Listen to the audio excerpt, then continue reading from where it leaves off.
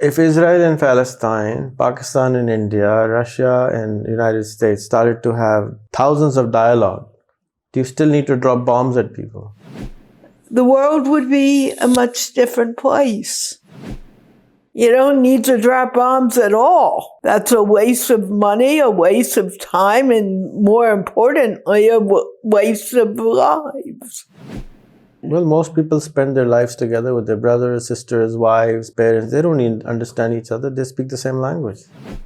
We live in our own heads, unfortunately. And because of that, we may use words differently.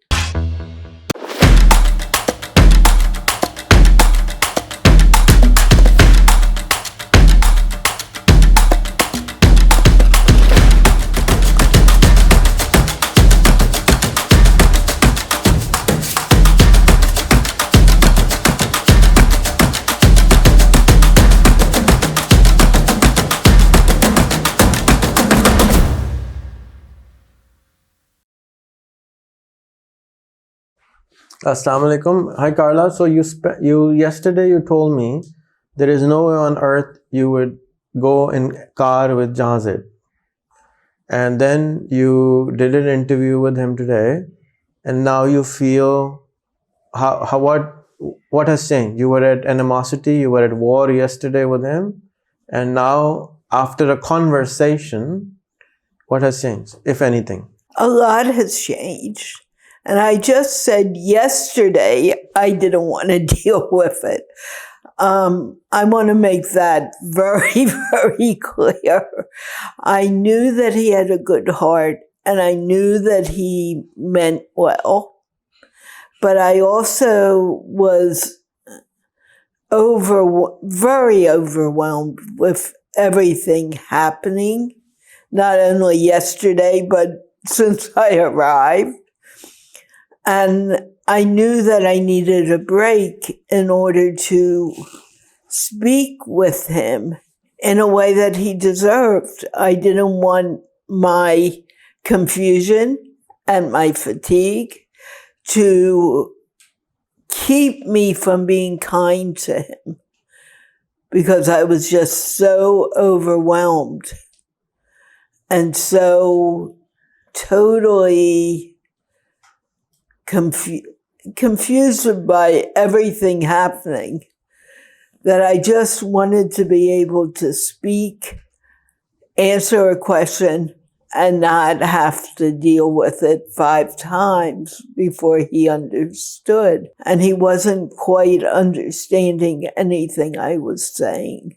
So after the conversation, how does India and Pakistan feel about each other? Because you were at war. You feel better. Okay. Because conversation and understanding is more important than anything else. So now are you willing to sit in the car and go around with him? I still need a day or two, but I'm much better today than I was yesterday. Okay. And believe me, we had this conversation when I had just gotten up.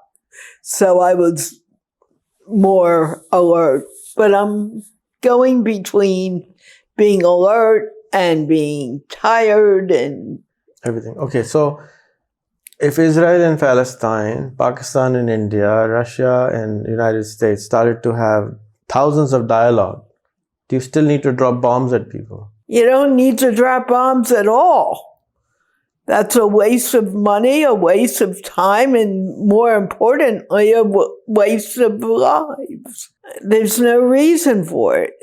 If we could only talk to each other using one language, I'm not saying anyone should give up their native language, but using one language and being able to say, I don't understand, even if it seems you have good English, the world would be a much different place.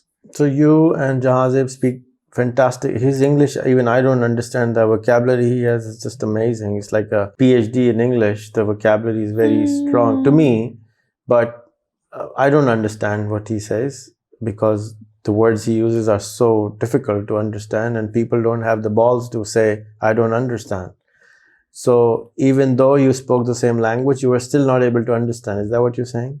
Yeah. And even you and I, after 5.5 years, and it took me a few years to realize this, we don't understand each other at times. And we don't say, I don't understand. Well, most people spend their lives together with their brothers, sisters, wives, parents. They don't even understand each other. They speak the same language. But it's not. I think I told you this once before, and I'm telling you again.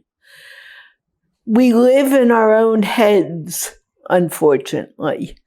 And I can't be in your head, and you can't be in my head. And because of that, we may use words differently. A very simple thing, and I learned this when I was learning to teach reading. The word house. The word house. Yeah, let's use the word house. This house is amazing. All the rooms, the 5 kitchens, everything. I don't want to go in depth about it. If you have always lived in a small 1-bedroom or 2-bedroom apartment, you think of house as that. Just 2 bedrooms and a kitchen and a living area. That's it. That's a house. That's a house. And they come, they're talking to you or even visiting you here. And they come in here and it's, wow, look at this house. There's so much there. The house I grew up in was a big house too. I always thought a house had many rooms, it was separate, it wasn't an apartment. And when I thought of the word house, I thought of that. And I thought, that's where everyone lived. There was a fire in my parents' home when I was maybe 6 or 7. I was very young. And we had to move into a hotel with my brother, sister, and parents.